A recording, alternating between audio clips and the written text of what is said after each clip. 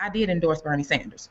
And so no one else Right. right now in the state of Missouri that's running as a U.S. Senate candidate has come out and officially endorsed Bernie Sanders or the platform, and for me, Right. that platform speaks to me. Right. Right. Right. Right. Right. And what? And I remember I saw the clip of you when you spoke. You introduced him when ahead of the Missouri primary. I saw that clip.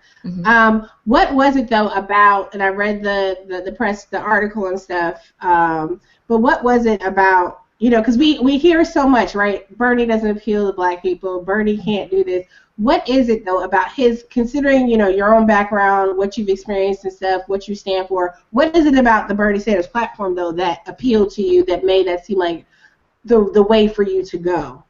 Okay, in terms of endorsing him or supporting him. Okay.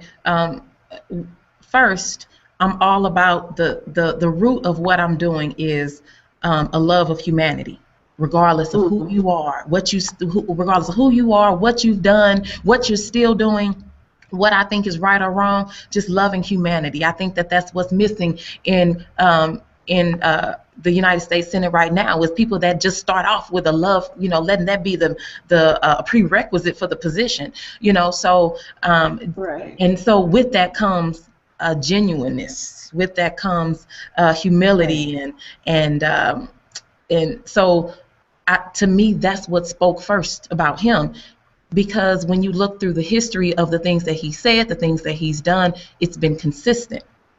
And I understand evolving. People evolve. I've evolved. Right. But when this man has been speaking to the issues that have faced people, the marginalized communities and communities of all different kinds that cross different demographics, that speaks to me, because that's how I live. That's where I walk. And not only that, the people that I serve, that's their life. That's their everyday life. And he's been fighting for it for years.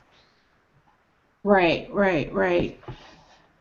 So as we're looking towards, representing Missouri, what are some of the issues, the needs and priorities that you're seeing that need to be at the forefront in Missouri that are not being addressed currently, or that need to be better addressed?